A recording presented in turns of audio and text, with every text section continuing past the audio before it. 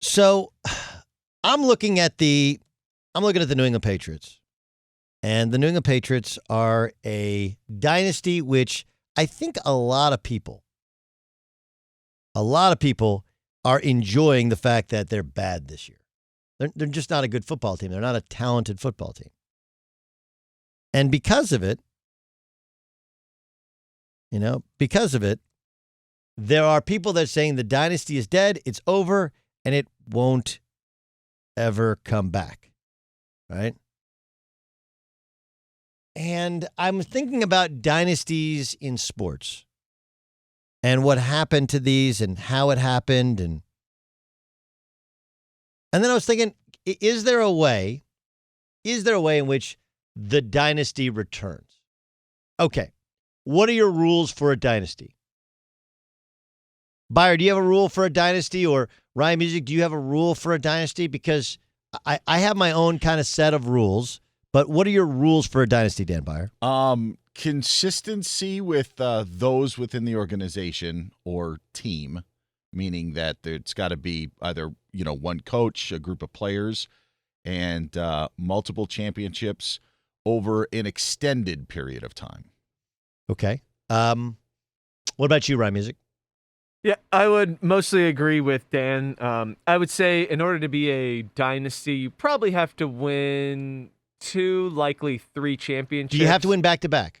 No, you don't have to win back-to-back. But what you can't do is, I struggle to call the San Francisco Giants a dynasty because they won 3 in 5 years, but then, in between there, they straight up missed the playoffs.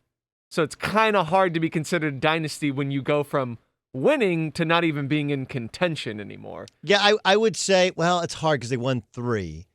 I would say, what about the Dodgers, where they only won 1, but they've won, 8 straight division titles? Is that right, Ramos? I think 8 straight? That's correct. Okay.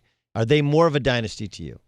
No, because they've only, it's hard to say. I don't know, you want to consider the Astros thing, but, technically they only won 1 World Series, so I wouldn't really consider them a But they've been to 3 World Series, and they've dominated their division. Byer, where would you go on with the dynasty? Well, it's funny because I actually would probably give more credit for a dynasty that is spread out over, say, 3 titles over 7 years, when the 4 years you aren't, maybe you're still competitive, you're in the thick of it, as opposed to just a 3-year run that just came and went.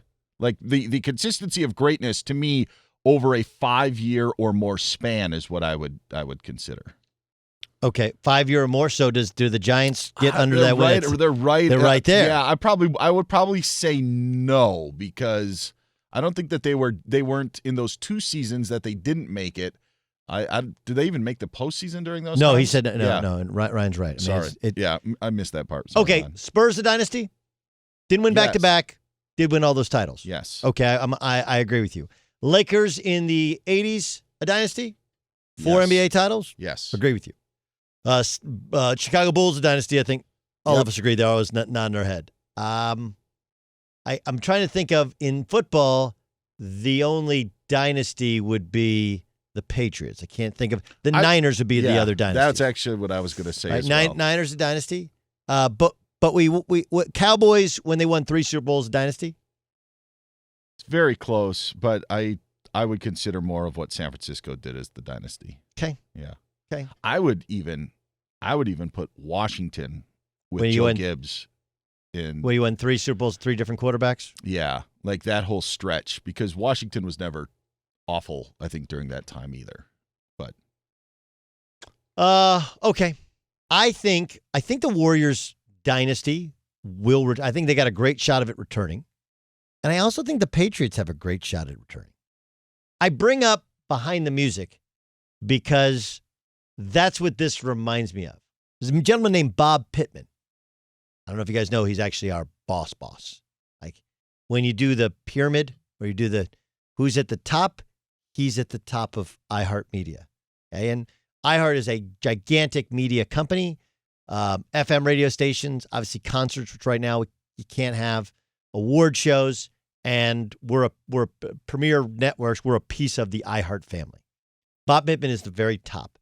And he was the creator. He was the guy who came up with this idea back in the day, VH1 Behind the Music. And they are fascinating. Fascinating. It's And now they're available, I think, in podcast form as well. If you download the iHeartRadio app, which you can listen to our show as well and download our podcast.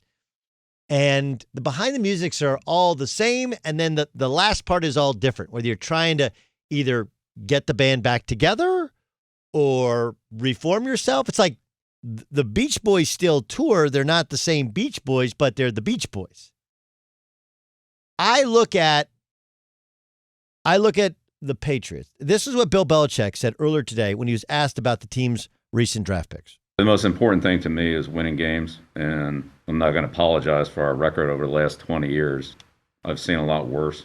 So ultimately, we try to put the best team on the field that we can to be competitive, and I don't really see that changing. So whoever those players are or aren't, that's the responsibility I feel to the team as the competition plays itself out, and the better players play, whoever they are. Yeah, it's pretty interesting. Like Kyle Duggar, who was a second-round pick of him, people absolutely love.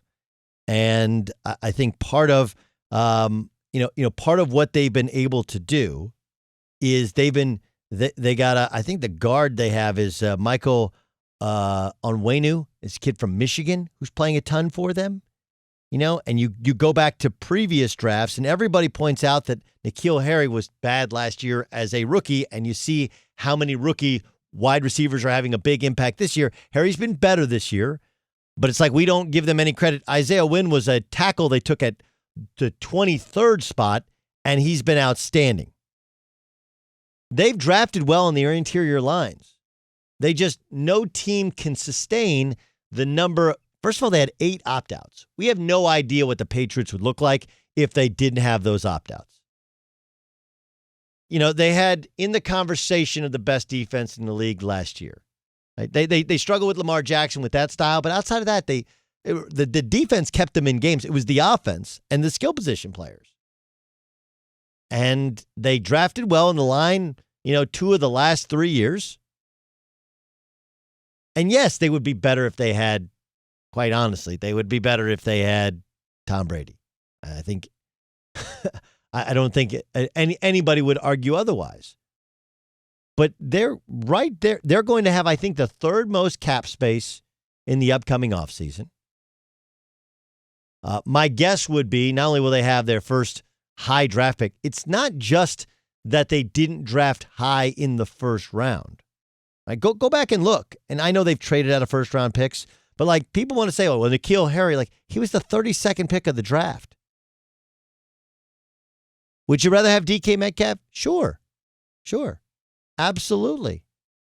DK Metcalf, but everybody missed on DK Metcalf. Everybody thought he was David Boston, that looked good in the mirror flexing, but was too stiff in the hips. People missed on him. And N'Keal Harry is not as good as DK Metcalf. Now, he does have, I think, he's having a decent year this year with 19 catches already and 1 touchdown reception, and he's playing in an offense where you don't have a quarterback who's throwing it 40, 50 times a game the way that some other guys have them. But when you draft at the bottom of every round of the draft for 2 decades, your draft is a little bit harder. The draft is a little bit harder. So I look at it and think it's so much better for them to be bad. And the competitiveness of Bill Belichick gets the best of them. They beat the Jets on Monday night, and they probably shouldn't have beaten the Jets on Monday night in order to help. But they're going to have money to spend. They'll have draft picks. And they've actually drafted pretty well on their interior lines, both offense and defense. And I don't know what happens with Dante Hightower, with Patrick Chung. But if they return, that's a good defense again. So the Brady era of the dynasty is quite obviously over. But the difference in other dynasties like the Spurs, Tim Duncan retired, Manu Ginobili retired, Tony Parker retired, and obviously Kawhi Leonard wanting out. But the thing that's going to hurt the Spurs probably the most is at some point Greg Popovich is going to retire. What led to the Cowboys' downfall? Yes, the concussions to Michael Irvin, the concussions to Troy Aikman, but also the coaching change where Jimmy Johnson couldn't take it. And so he only won 2 of the 3 championships. The coaching, the leadership absolutely matters. I mean, that's what happened in San Francisco.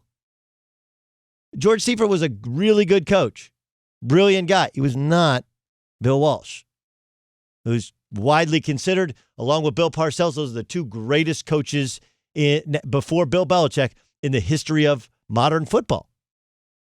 If you have the same coach, if you have the right leadership, if you have the right plan, you can rebuild it. That's what the Warriors are planning on. They had a year to press reset, but they kept Steve Kerr and they kept their core, and they'll try and figure out everything else around it. And look, it ain't easy to find another star quarterback. The Dolphins, if Tua's the guy, it's been since 1990 that they've been searching. That is 30 years since Dan Marino. Right? The Bills and Josh Allen, this is the first guy who gives them true hope since Jim Kelly. Again, early 90s. We're talking 25 years. And they were a dynamic offense. It's hard to find a dude. Like what the Packers have done, most people can't do. I mean, hell, the Bears haven't had... Jim McMahon was the ego and the personality was big, but he wasn't like an all-time great quarterback. Bears have never had one. Ever. Go back and look. And Bears fans are like, you're right. Sucks. Cutler had freaky talent, just nobody liked him. That's part of it. Life is a little bit of a popularity contest. The Vikings have had talented quarterbacks, Randall Cunningham, Dante Culpepper, and you kind of go back through kind of the list of nails. Warren Moon. They've had lots of guys that were really good. They've always had kind of missing something. Part of it is their arch rival has had the superstar quarterback, and they've had good quarterbacks. That's really the difference in the Vikings and the Packers. So, dynasties are interesting. And yes, that part of the Patriots dynasty is over. But I mean, look, Bill Belichick finds a way to win games. He's found a way to get guys off the scrap heap. He's drafted better outside of wide receiver than he's given credit for. So just to guess, I don't think the dynasty's over. I think this is a pause and a reboot. The Ravens went through it when am I forgetting? He joins us sometimes. No, not Bill Belichick. The Ravens. Brian Billick. When Brian Billick, they were capped out, and they kind of shed that roster after the 2000 team. And the problem was they selected the wrong quarterback, and they hadn't been able to kind of get out of it. But leadership in the front office, leadership in the coaching staff, that's what allows you to hang around for a long time. Those great football guys are great football guys, and they just kind of figure it out. That's why Ozzie Newsome is the reason that the Ravens were so good for so long. Bill Belichick is the reason, the biggest reason the Patriots were so good for so long. Yes, and Tom Brady. And I think when that leadership remains, you got a great shot of rebuilding that thing.